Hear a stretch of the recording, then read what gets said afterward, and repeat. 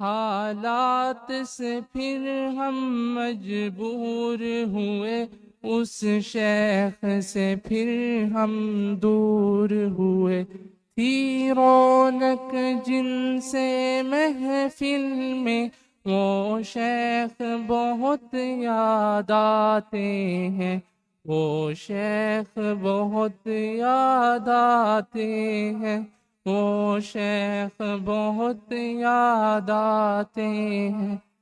یادوں کے گلابوں میں ہر دم رہتے ہیں ہنسی خوشبو بن کر، آنکھوں سے جو عالم فرقت میں بہتے ہیں کبھی آنسو بن کر، بستے ہیں ہمارے جو دل میں، وہ شیخ بہت یاد آتے ہیں، وہ شیخ بہت یاد آتے ہیں، وہ شیخ بہت یاد آتے ہیں۔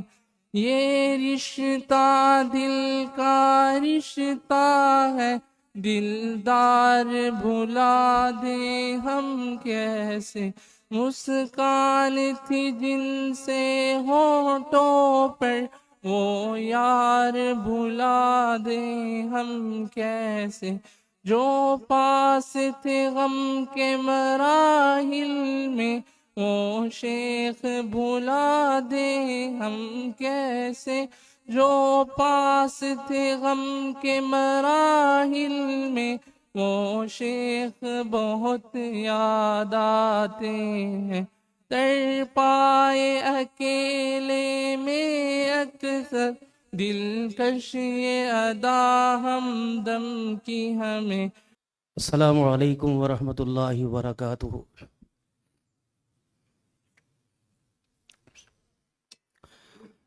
الحمد للہ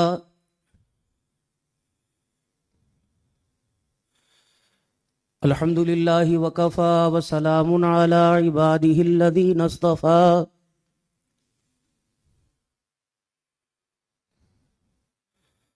خصوصاً علی سید الرسل وخاتم الانبیاء،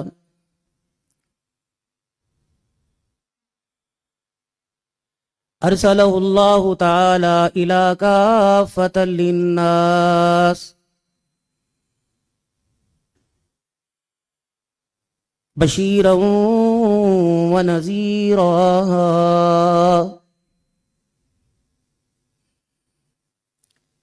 وداعیا الی اللہ بإذنہ وسراجا منیرا، وصلی اللہ تعالی علیہ وعلی آلہ واصحابہ وازواجہ وذریاتہ واہل بیتہ وبارک وسلم تسلیما کثیرا کثیرا۔ اما بعد فاعوذ باللہ من الشیطان الرجیم، بسم اللہ الرحمن الرحیم۔ یا ایتھا النفس المطمئنہ، ارجعی الی ربک راضیۃ مرضیہ، فادخلی فی عبادی وادخلی جنتی۔ وقال اللہ سبحانہ وتعالی لقد كان لكم في رسول الله أسوة حسنة آمنت بالله صدق الله العظيم۔ درود شریف۔ اللهم صل على محمد وعلى آل محمد كما صليت على إبراهيم وعلى آل إبراهيم إنك حميد مجيد۔ اللهم بارك على محمد وعلى آل محمد كما باركت على إبراهيم وعلى آل إبراهيم إنك حميد مجيد۔ آدمی کا جسم ہے کیا جس سے شیدا ہے جہاں، ایک مٹی کی عمارت ایک مٹی کا مکان، خون کا گارا بنایا اینٹ جس میں ہڈیاں، چند سانسوں پہ کھڑا ہے یہ خیالی آسمان، موت کی پرزور آندھی جب آ کے اس سے ٹکرائے گی، یہ ساری عمارت ٹوٹ کر خاک میں مل جائے گی۔ انتہائی واجب الاحترام سالانہ تبلیغی اصلاحی روحانی نقشبندی مجددی اجتماع، جس میں آپ حضرات اپنے دامن کی وسعت کے ساتھ اللہ کی رحمتوں کے سائے میں خانقاہ نقشبندیہ معاد الفقیر کا فیض لینے کے لیے 2 دن سے یہاں تشریف فرما ہو، بس بد نصیبی یہ ہے باغ و بہاروں والا باغ تو ملا، باغ کا مالی نہ ملا۔ اللہ میرے حضرت کے صاحبزادوں کو سلامت با کرامت رکھے اور رحمت دو عالم صلی اللہ علیہ وسلم کے سینہ مبارک سے جو ساری امت کو فیض مل رہا ہے، ہمارے پیر و مرشد حضرت اقدس حافظ پیر ذوالفقار صاحب نقشبندی رحمت اللہ تعالی علیہ کے سینہ مبارک سے ٹکراتا ہوا جو اللہ نے ان کے فرزند صاحبزادوں کے ایمان تقوی کے نور سے سینوں کو روشن کیا، اللہ اس کا فیض قیامت کی صبح تک جاری ساری رکھے اور ہمیں ان خانقاہوں کے چمکتی ہوئی روشنی اور جلتی ہوئی شمع کی حفاظت کرنے کی اللہ ہمیں توفیق عطا فرمائے۔ آپ حضرات کے سر پر سجی ہوئی دستاریں اور سنت کے مطابق لباس اور کردار اس بات کا اظہار کر رہا ہے کہ مالی اپنی محنت سے اس گلشن کو اتنا قیمتی بنا گیا ہے کہ قیامت کے دن پروردگار عالم کے دربار میں کوئی نماز کا تحفہ، کوئی زکوٰۃ کا تحفہ، کوئی عبادت ذکر اذکار کا تحفہ لائے گا، جب اللہ پوچھیں گے فقیر تو میرے دربار میں کیا لے کے آئے گا، کہے گا اللہ یہ گلشن تیرے سامنے تھا، آباد چھوڑ کے آیا، آپ کا رونا، آپ کا ہاتھوں کا اٹھانا، سجدوں میں جا کر سبحان اللہ سبحان ربی العلا سبحان ربی العلا کے ذریعے اللہ سے سرگوشیوں میں ملاقات کرنا، یہ فقیر ہمارے قلوب پر اتنی محنت کر کے دنیا سے تشریف لے گئے۔ اللہ گواہ ہے کہ آپ حضرات میں مجنہ چیز کے علاوہ تمام بدگمانی سے اللہ بچاوے، ایسے حضرات بیٹھے ہیں جو سجدے میں سرگوشیوں میں اللہ کو پکارتے ہیں، اللہ ان کی سرگوشیوں کو ساتوں آسمان کے فرشتوں کو سنا دیتا ہے۔ میرے محترم دوستو بزرگوں، یہ خانقاہیں، یہ مدارس، یہ مراکز، یہ مساجد، اللہ ان کی حفاظت فرمائے۔ پوری دنیا کا کفر اور پوری دنیا کی کفریہ طاقتیں ان مساجد اور مدارس، ان خانقاہوں کے نظام اور ان خانقاہوں کے اندر اللہ کی محبت کے جو شمع روشن ہو رہی ہیں اور عشق الہیہ کے جو فوارے چل رہے ہیں، اور ان کی چھینٹے اور ان کے قطرے عوام الناس کو اللہ کی طرف متوجہ کر رہے ہیں، یہ پوری دنیا کے کفر کی آنکھ سے نہیں بہتا، اس کو اس برداشت نہیں ہو رہا۔ اس نے ہمارے مال پر نہیں، اس نے ہمارے کردار پر اور ہماری آنے والی نئی نسل پہ محنت شروع کی، ہمیں اس نے چھوڑ دیا۔ اس نے کہا یہ بڈھے کھوسٹ ہیں، ان سے کیا لینا، یہ بولیں تو کھانسیں، کھائیں تو لقمہ ان کے منہ میں پھنس جائے، سوئیں تو ان کے سانس رک جائے، واش روم میں جانے کے قابل نہیں، ان کی چھوڑو، ان کی آنے والی نوجوان نسل کو پکڑو۔ تو جہاں میڈیا اس امت کو ایمان یقین کی محنت سنارا بتلا رہا، وہاں ہماری نئی نسل کو اللہ اس کے رسول سے دور کر رہا۔ اور یہی وجہ ہے ہم کسی سیاسی اور ہم کسی حکومت پر انگلی نہیں اٹھاتے، بلکہ جو حالات آپ کے میرے سامنے ہیں، کیا جو ہماری نئی نسل کو ان 3-4 دنوں سے اللہ اور اس کے رسول کی نافرمانی پر اور دشمنوں کی چالوں میں آ کر دشمنوں کی خوشیاں منانے کے لیے لگا رکھا ہے، تم ایمانداری سے بتاؤ، خدا کی مخلوق اللہ کی دھرتی پر، آسمان کے نیچے اور زمین کے اوپر تم قیمتی ترین لوگ ہو، جو اپنے آپ میں اپنے گھر بار کو، اپنی اولاد کو، اپنی بچوں کو، اپنے کاروبار کو، اپنی روزمرہ زندگی کی مصروفیات کو چھوڑ کر صرف اللہ کی رضا کے لیے یہاں آئے ہو۔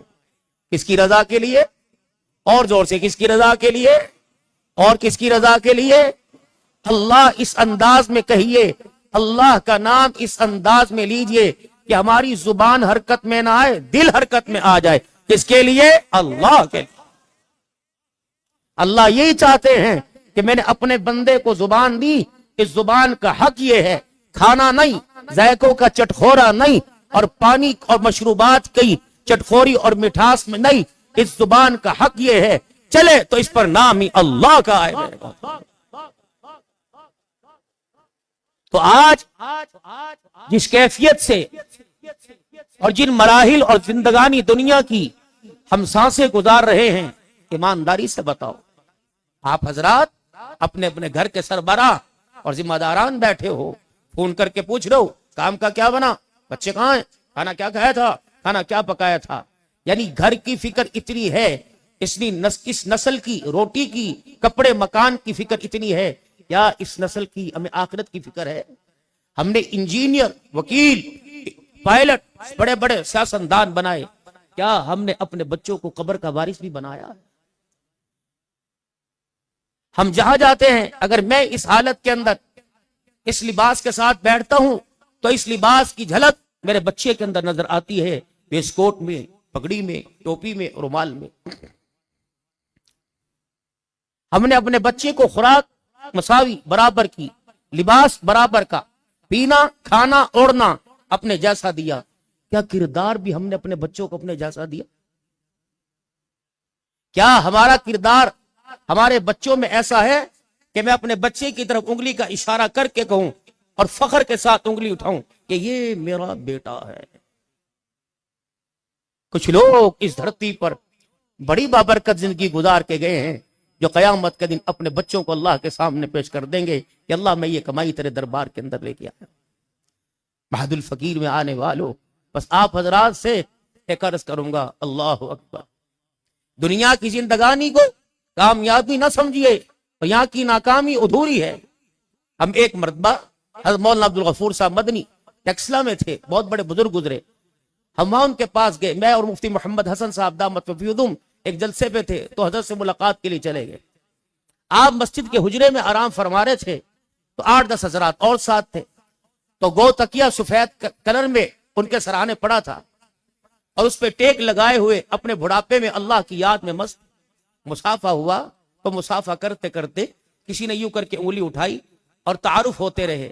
ان کے بیٹے شیخ زکریا اٹھاتے اٹھاتے فرمائے یہ مولانا عبد الحنان صدیقی ہیں، اور کامیاب پاکستان کا نامور خطیب ہے۔ اللہ والے چہرہ نہیں دیکھتے، پگڑی کے بل نہیں دیکھتے، اللہ والوں کی نگاہ جب اٹھتی ہے دائیں بائیں نہیں، دل کو دیکھتے ہیں کہ چہرے اور لباس کی کیفیت تو اللہ سے جوڑ رہی، دل کی کیفیت بھی اللہ سے جوڑ رہی۔ بس یوں دیکھا، مسکرائے، اور یوں کر کے دہنا ہاتھ اپنے تکیے کے نیچے ڈالا اور اجوا کھجورے نکالی، یوں کر کے سب کو بانٹی ایک ایک کر کے، اور مسکرا کر فرمایا بھائی ایک بات کہوں؟ کہ کیا بات؟ کہ ناراض تو نہیں ہوگے؟ کہ جی نہیں۔ کہ پھر بھائی میں بھی ناکام ہوں، آپ بھی ناکام، میرا بیٹا زکریا بھی ناکام، اور مولانا عبدالحنان آپ بھی ناراض نہ ہو، آپ بھی ناکام ہیں۔ کامیابی تو ہمیں اس وقت ملے گی جب ہمیں مرتے وقت کلمہ نصیب ہو جائے۔ اس لیے اللہ کا قرآن کہتا ہے فَمَن زُحْزِحَ عَنِ النَّارِ وَأُدْخِلَ الْجَنَّةَ فَقَدْ فَازَ وَمَا الْحَيَاةُ الدُّنْيَا إِلَّا مَتَاعُ الْغُرُورِ۔ اللہ کا قرآن کہتا ہے وَالْعَصْرِ إِنَّ الْإِنسَانَ لَفِي خُسْرٍ، قسم ہے مجھے زمانے کی انسان خسارے میں۔ مال والا کہہ رہا ہے میں کامیاب، اولاد والا کہہ رہا ہے میں کامیاب ہوں، کوٹھی بنگلے والا کہہ رہا ہے میں کامیاب ہوں۔ اللہ جل شانہ فرما رہے ہیں سارے کے سارے ناکام ہو۔ کامیابی تو تمہیں اس وقت ملے گی جب تمہارے بارے میں اعلان کیا جائے گا آج فلاں فلاں کا بیٹا جہنم کی آگ سے آزاد کر دیا گیا اور میں رب العالمین کی طرف سے ہمیشہ ہمیشہ کے لیے جنت الفردوس میں داخل کر دیا گیا ہے۔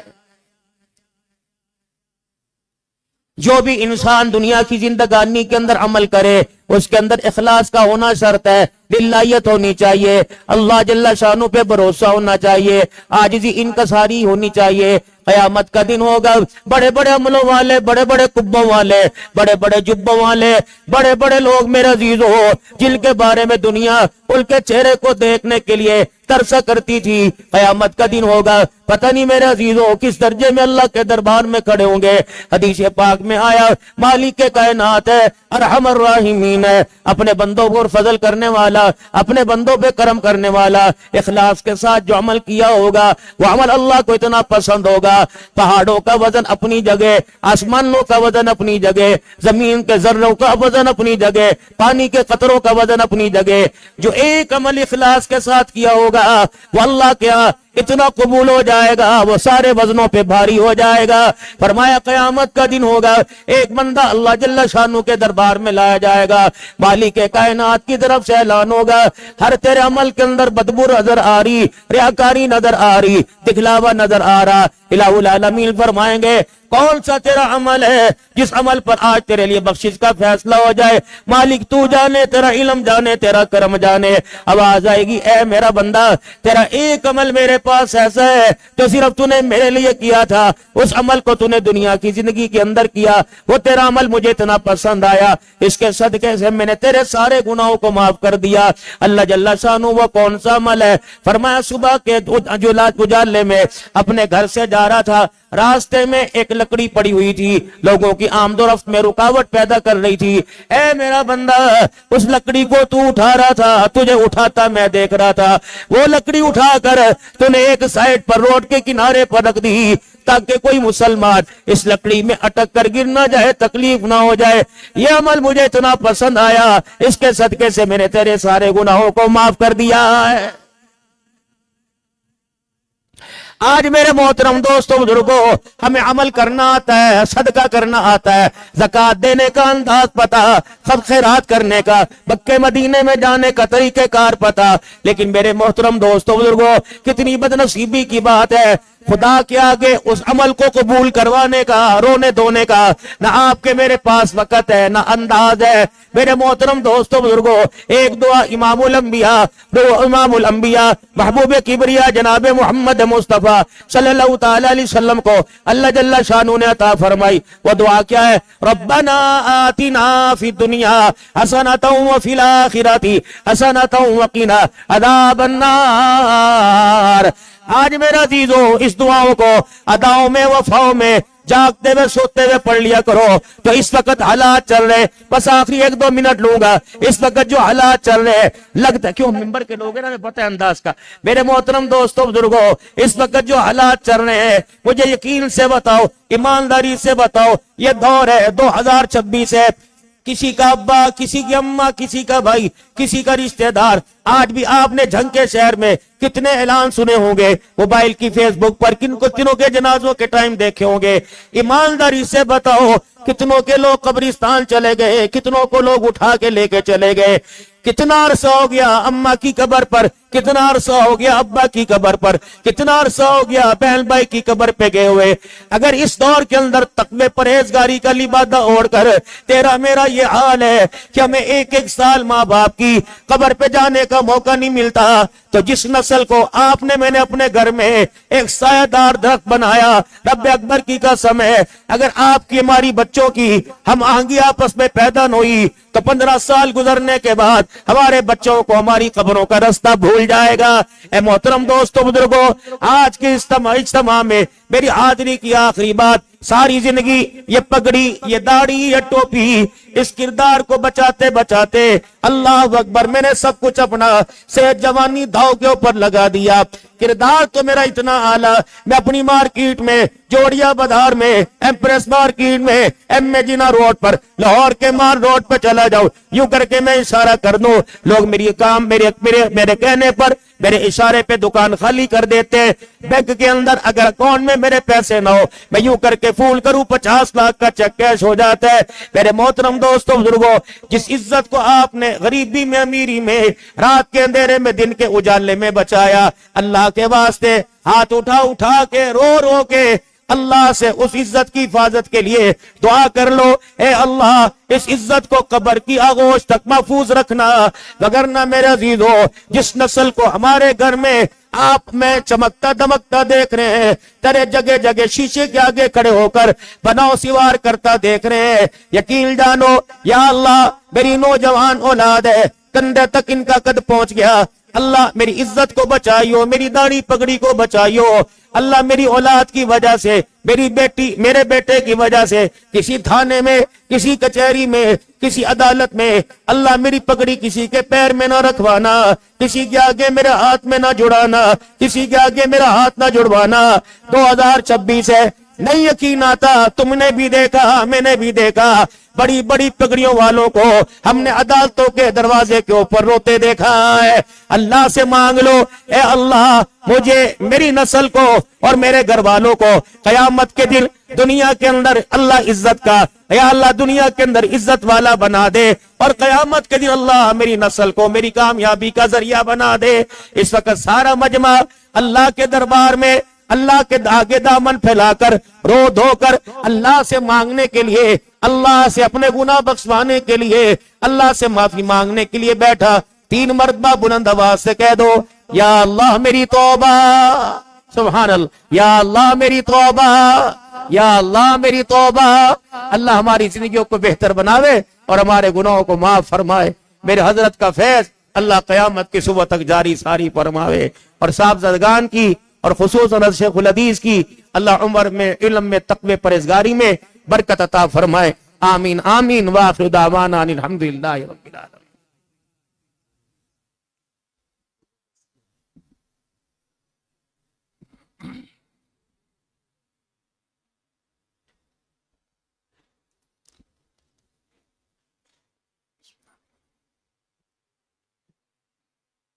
آپ حضرات نے اکثر ایک مقولہ سنا ہوگا، چراغ تلے اندھیرا۔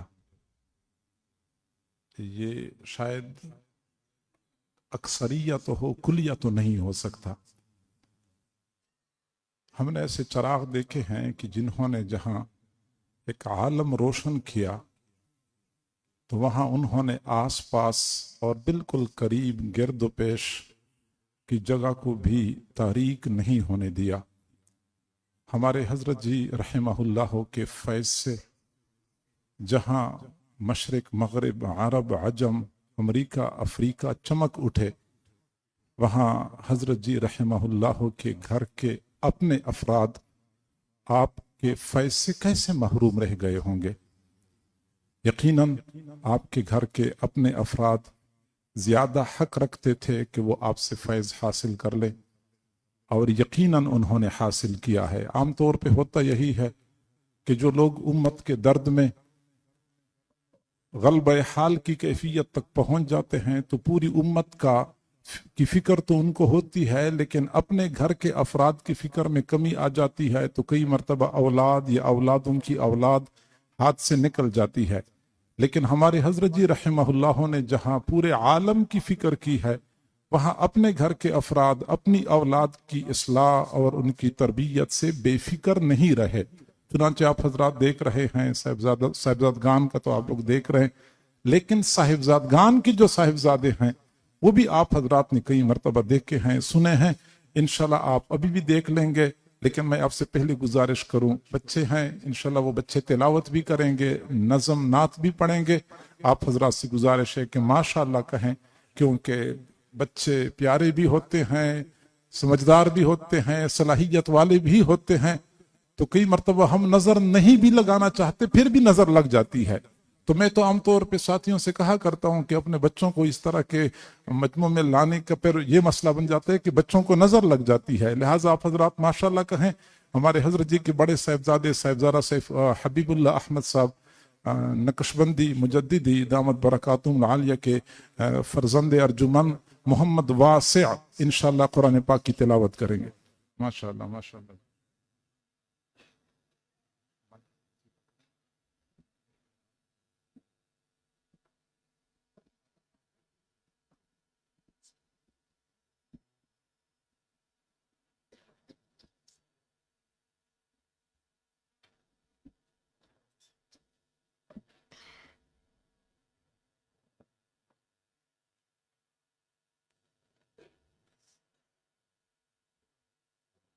الحمد لله رب العالمين الرحمن الرحيم مالك يوم الدين إياك نعبد وإياك نستعين اهدنا الصراط المستقيم صراط الذين أنعمت عليهم غير المغضوب عليهم ولا الضالين آمين۔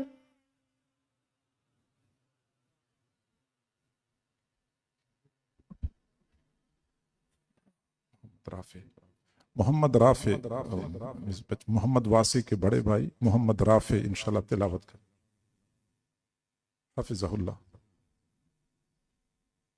أعوذ بالله من الشيطان الرجيم بسم الله الرحمن الرحيم القارعة ما القارعة وما أدراك ما القارعة يوم يكون الناس كالفراش المبثوث وتكون الجبال كالعهن المنفوش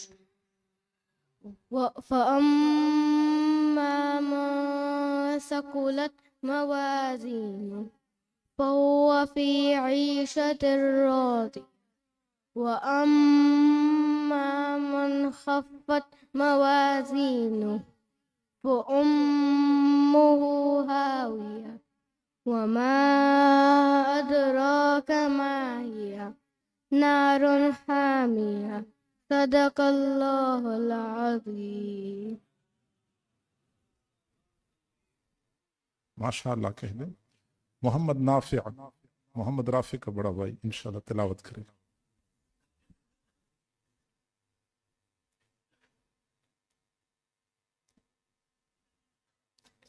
أعوذ بالله من الشيطان الرجيم بسم الله الرحمن الرحيم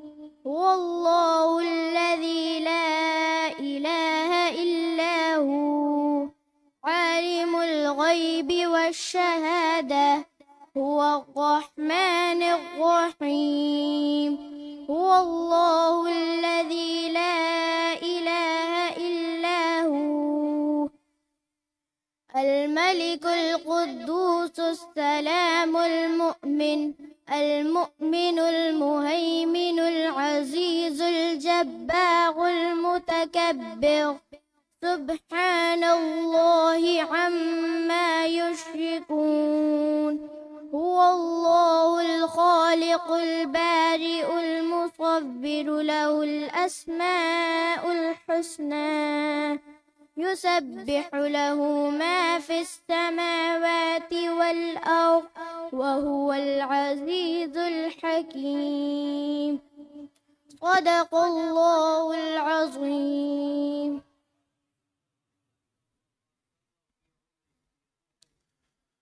حافظ محمد سرمد حضرت جی کے چھوٹے صاحبزادے صاحبزادہ سیف اللہ احمد صاحب کے فرزند ہیں، حافظ ہیں مکمل قرآن پاک کے. حافظ محمد سرمد ان کا نام بھی آپ کو معلوم ہے، اور ان کا جو پہلے انہوں نے کلام پڑھا تھا اور تقریر کی تھی وہ بھی آپ حضرات کو معلوم ہے. انشاءاللہ ایک مرتبہ پھر وہ کلام پڑھیں گے، آپ حضرات سماعت فرمائیں.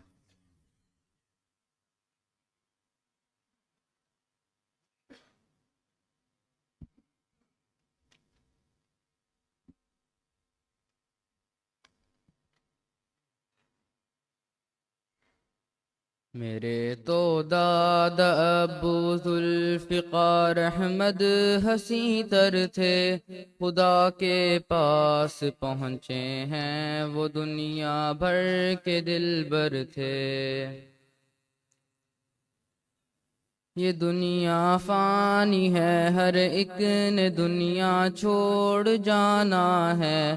حقیقت ایسی ہے یہ جس کو سب لوگوں نے مانا ہے، مگر سب جانے والے ایک جیسے ہیں کہاں بھائی. کوئی گمنام پہنچا اور کوئی خلقت کی جاں بھائی.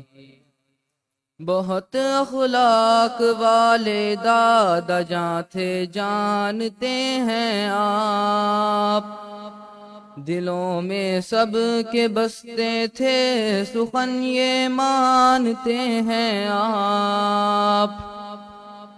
ہدایت سے مزین تھی حیات مستعار ان کی، توجہ کا ہی مرکز رہتی ذاتیں پروقار ان کی.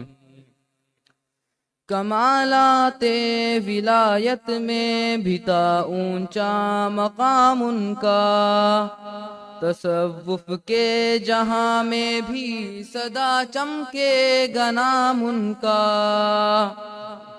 لسان صوفیہ تھے عشق کے بھی وہ مفسر تھے، وہ شیخ بے بدل تھے دین کے بھی وہ مفکر تھے. انہوں نے اس زمانے میں بھی رب سے خوب الفت کی، قرون اولا کے اسلاف جیسی ہی محبت کی. وہ دربار رسالت کے بھی منظور نظر ٹھہرے، وہ اپنے شیخ کے بھی ایک مراد باثمر ٹھہرے. رہے وہ صاحب ترتیب اپنی سب نمازوں کے، بنے وہ واقف اسرار کاشف بھی وہ رازوں کے. سکندر کی طرح وہ بھی جہاں بھر میں ہی گھومے تھے، ہمیشہ کامیابی نے قدم پھر ان کے چومے تھے. پھرے تھے ملک و ملکوں میں سکھایا نام اللہ کا، خدا کے بندوں کے دل میں سجایا نام اللہ کا. کہاں انجینئر مل کے کہاں مرشد جہاں بھر کے، بڑے ہی خوش لقا تھے صاحباں تھے وہ میرے گھر کے. انہیں رب نے جہاں بھر میں قبولیت عطا کر دی، محبت ان کی خلقت کے دلوں میں کوٹ کر بھر دی. الہی میری دادوں کا جو دل غمگین رہتا ہے، تیری رحمت کا خوگر طالب تسکین رہتا ہے، یہ پربت غم کا ٹوٹا ہے، بڑا ہے یہ علم ان کا، تو دے دے صبر کی دولت، تو ہلکا کر دے غم ان کا، میرے مولا تو ان کے جانشی کا فیض پھیلا دے، جہاں حضرت نہیں پہنچے وہاں تک بھی تو پہنچا دے، تو میرے بابا سے بھی دین کی خدمت کرا مولا، انہیں بھی دادا ابو کا صحیح وارث بنا مولا، بڑے مغموم رہتے ہیں یہ مکی نافرافے بھی، اداسی میں ہے تکتا راستہ پیارا سوا سے بھی، عطا کرنا ہمیں بھی نور نسبت اپنی رحمت سے، ہمارے بھائی پائیں نقش بندی فیض قسمت سے، گئے دار بقا کو داد ابو دار فانی سے، ہوئی محروم دنیا اپنے ایک دلدار جانی سے، ہمارا خاندان سارا رہے سرشار جنت میں، ملے حضرت کے ہمراہ لذت دیدار جنت میں، شفیق الامہ کی تربت ہے مرجع اب خلائق کا، بنا دے اس کو یا رب ٹکڑا جنت کے حدائق کا، الہی سرمدی راحت عطا کر دے تو سرمد کو، بنا دے داد ابو کی طرح تو محمد سرمد کو، بنا دے داد ابو کی طرح تو محمد سرمد کو،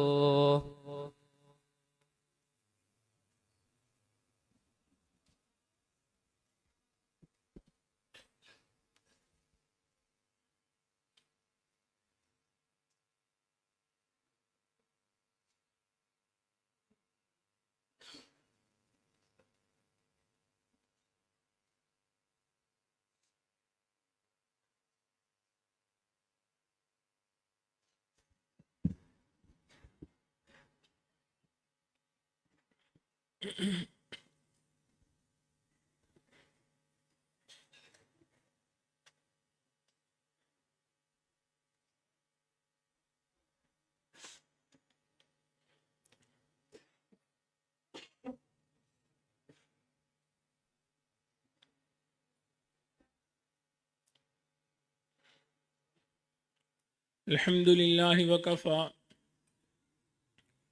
وسلام علی عباده الذین اصطفى، اما بعد فاعوذ باللہ من الشیطان الرجیم، بسم اللہ الرحمن الرحیم، وَإِنِّي لَغَفَّارٌ لِمَن تَابَ وَآمَنَ وَعَمِلَ صَالِحًا ثُمَّ اهْتَدَى،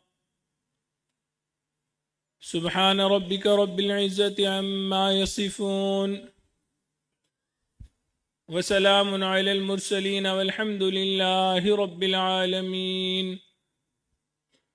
اللهم صل على سيدنا ومولانا محمد وعلى آل سيدنا ومولانا محمد وبارك وسلم۔ اللہ رب العزت نے انسان کو اپنی بندگی کے لیے پیدا فرمایا اور اپنی کامل حکمت کے تحت اس کو ضعیف بنایا۔ اللہ رب العزت نے ارشاد فرمایا خلق الانسان ضعیفا،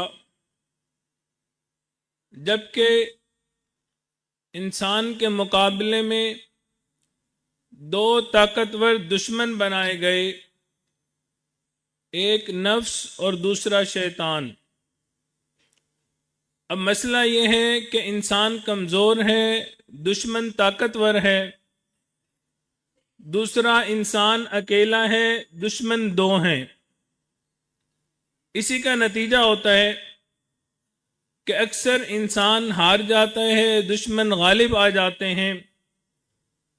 تاہم اللہ رب العزت نے انسان کو زندگی میں متعدد ایسے مواقع عطا فرمائے ہیں جن سے فائدہ اٹھا کے انسان اپنی شکست کو فتح میں تبدیل کر سکتا ہے۔ ان مواقع میں سے ایک موقع توبہ کا موقع ہوتا ہے۔ توبہ کی بدولت شیطان اور نفس کی محنت پہ پانی پھر جایا کرتا ہے۔ بندے کے گناہ نہ صرف معاف ہو جاتے ہیں، نہ صرف مٹ جاتے ہیں، بلکہ نیکیوں میں بھی تبدیل ہو جایا کرتے ہیں۔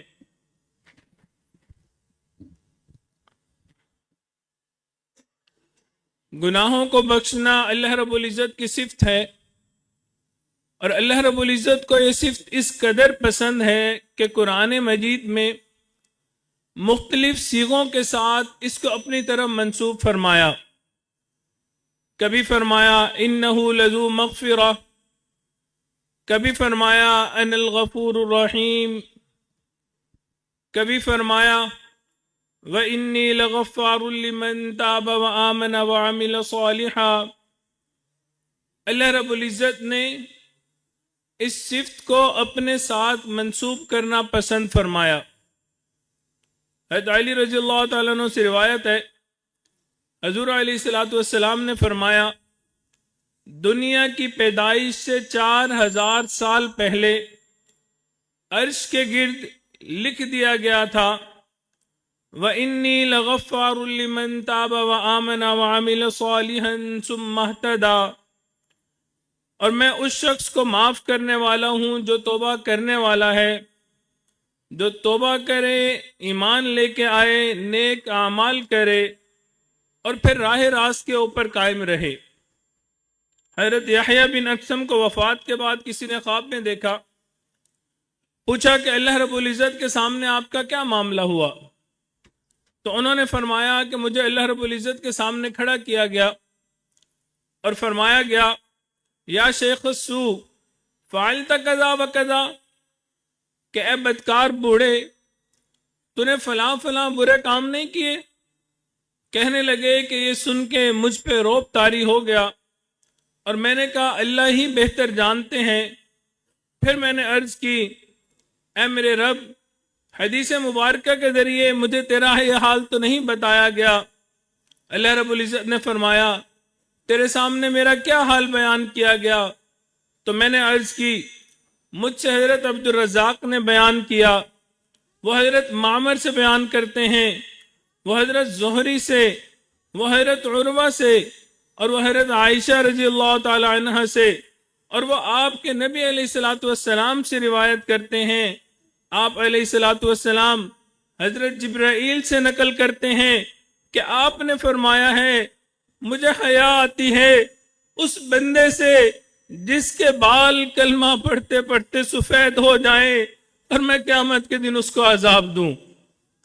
تو اللہ رب العزت نے فرمایا، معمر نے سچ فرمایا، زہری نے سچ فرمایا، عروہ نے سچ فرمایا، حضرت عائشہ صدیقہ رضی اللہ تعالی عنہ نے سچ فرمایا، میرے نبی علیہ السلام نے بھی سچ فرمایا، جبرائیل نے بھی سچ فرمایا، میں نے بھی سچ کہا، جا میں نے تیری مغفرت کر دی، تجھے جنت عطا فرما دی۔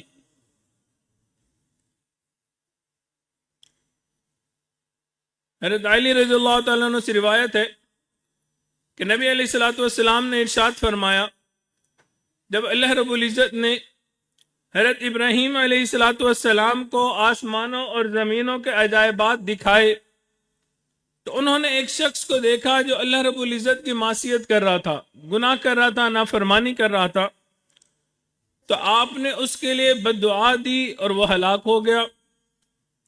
پھر ایک دوسرے شخص کو جھانک کے دیکھا تو وہ بھی معصیت کر رہا تھا، اس کے لیے بد دعا کرنے لگے۔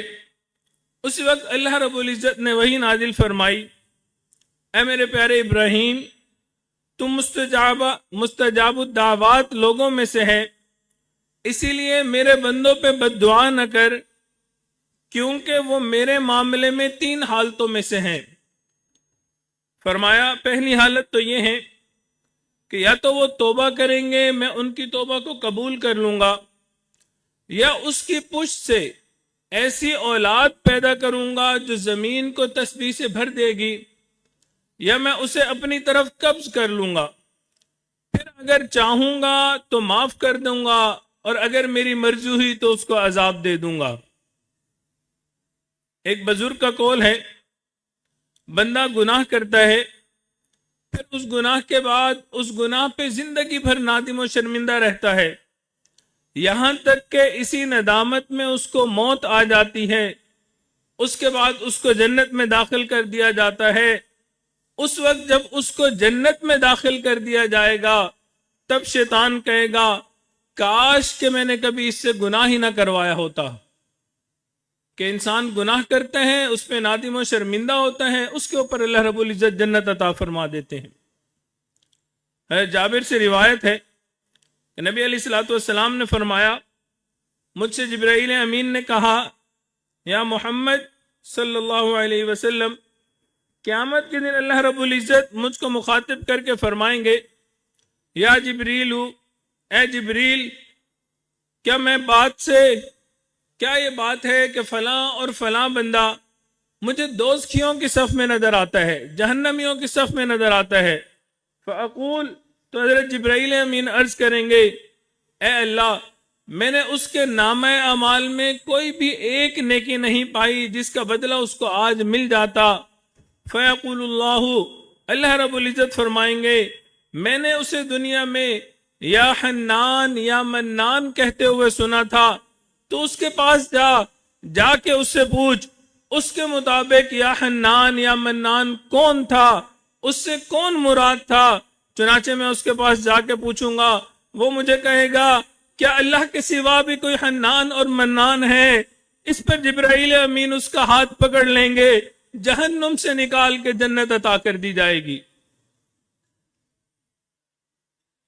حضرت شفیق بلخی رحمت اللہ علیہ سے توبہ کی علامات کے بارے میں پوچھا گیا تو آپ نے فرمایا، توبہ کی علامات میں سے پہلی علامت یہ ہے کہ سابقہ گناہوں پر ہمیشہ روتے رہنا، سابقہ گناہوں پہ ہمیشہ روتے رہنا، کیونکہ گناہگار کی آنکھوں سے نکلنے والا آنسو اللہ رب العزت کے ہاں بہت قیمتی ہوا کرتا ہے۔ حضور علیہ الصلوۃ والسلام نے فرمایا، ان اللہ یطفئ بالدمعۃ الواحدۃ بحورا من نار جہنم، اللہ رب العزت ندامت کے ایک آنسو کے ذریعے جہنم کی آگ کے کئی سمندروں کو بجھا دیا کرتے ہیں۔ دوسری بات، اس گناہ میں دوبارہ واقع ہونے سے ڈرتے رہنا کہ ایک دفعہ مجھ سے گناہ ہو گیا، کہیں دوبارہ گناہ نہ ہو جائے۔ اسی لیے کسی نے کیا خوب کہا، غم حیات کے سائے محیط نہ کرنا، کسی غریب کو دل کا غریب نہ کرنا، میں امتحان کے قابل نہیں میرے مولا، مجھے گناہ کا موقع نصیب نہ کرنا۔ تیسری بات فرمائی، برے دوستوں کو چھوڑ دینا، کیونکہ برے دوستوں کی صحبت انسان کو گناہوں کی طرف متوجہ کرتی ہے۔ اور چوتھی بات فرمائی، نیک لوگوں کے ساتھ لگ جانا، یہی وجہ ہے نیک لوگوں کی صحبت کی بدولت توبہ پر استقامت نصیب ہو جایا کرتی ہے۔ امام ابوبکر بن عبداللہ المدنی رحمۃ اللہ علیہ کہتے ہیں کہ ایک قصاب نے ایک باندی سے معاشقہ کر لیا، کسائی تھا، اس کو ایک باندی پسند آ گئی۔ وہ باندی ایک مرتبہ اپنے آقا کے کسی کام کے لیے گھر سے نکلی، کہیں جا رہی تھی، تو اس قصاب نے اس کا پیچھا شروع کر دیا۔ اس کے قریب پہنچا، اس کو بہلانے پھسلانے کی کوشش کی، تو باندی نے کہا کہ مجھ سے ایسا کام نہ کرنا ورنہ مجھ سے برا کوئی نہ ہوگا، اور بات یہ ہے کہ تم مجھ سے جتنی محبت کرتے ہو میں اس سے زیادہ تم سے محبت کرتی ہوں، مگر میرے دل میں اللہ رب العزت کا خوف ہے، لہذا میں کوئی برا کام نہیں کروں گی۔ جب اس کا صاحب نے یہ سنا، فَأَنْتِ تَخَافِيهِ وَأَنَا لَا أَخَافُهُ، اگر تو اللہ رب العزت سے اتنا ڈرتی ہے تو میں اللہ رب العزت سے کیوں نہیں ڈرتا؟ لہٰذا وہ بھی توبہ طائب ہوا، وہاں سے واپس پلٹ پڑا۔ جب واپس آ رہا تھا راستے میں شدت کی گرمی ہوئی، اتنی شدید گرمی کہ اس کو بہت پیاس لگی۔ اتنے میں اس کو ایک نیک بزرگ نظر آئے، اس نے ان بزرگوں سے اپنا حال بتایا۔ انہوں نے کہا چلو اللہ رب العزت سے دعا کرتے ہیں، پروردگار عالم کوئی بندوبست کر دے، کوئی ارینجمنٹ کر دے۔ ان بزرگوں نے دعا کی، انہوں نے آمین کہا، اللہ رب العزت نے بادل کا ایک سایہ ان کے سر پہ عطا فرما دیا۔ چنانچہ یہ وہاں سے سفر کرتے ہوئے آگے چل پڑے۔ اب بزرگ سمجھتے تھے میں نے دعا کی ہے، میری دعا کی وجہ سے اللہ نے بادل کا سایہ عطا فرمایا، اور یہ قصاب بھی یہی سمجھتا تھا کہ ہاں یہ بزرگ ہیں، انہوں نے دعا کی، ان کی دعا کی وجہ سے اللہ رب العزت نے بادل کا سایہ عطا فرما دیا۔ چنانچہ وہ ایک جگہ پہنچے جہاں پہ دونوں کا راستہ الگ الگ ہونا تھا، جدا ہونا تھا۔ بزرگوں نے کیا دیکھا کہ جب یہ قصاب دوسری طرف گیا، بادل کا جو ٹکڑا تھا جس نے سایہ کیا ہوا تھا وہ ان بزرگوں کی بجائے اس قصاب کے سر آ گیا۔ وہ بہت حیران ہوئے، واپس پلٹ کے آئے، کہنے لگے اے نوجوان تو اللہ کا کون سا ولی ہے کہ اللہ رب العزت نے اس جوانی پہ تیرے اوپر بادل کا سایہ عطا فرمایا۔ اس کے صاحب کی آنکھوں سے آنسو آنے لگ گئے، کہنے لگا حقیقت یہ ہے میں تو گناہ کی نیت سے گھر سے نکلا تھا، راستے میں اس نوجوان لڑکی نے مجھے کہا انی اخاف اللہ، مجھے اللہ کا خوف ہے، میں نے بھی اس کی وجہ سے توبہ کی۔ میرا پروردگار کتنا کریم ہے، ابھی میں نے توبہ کی، اللہ رب العزت نے مجھے مستجاب الدعوات لوگوں میں شامل فرما دیا۔ جب کوئی انسان سچی توبہ کرتا ہے وہ اللہ کے نزدیک ایسے ہی مقامات پہنچ جاتا ہے جہاں پہ کوئی دوسرا نہیں پہنچ سکتا۔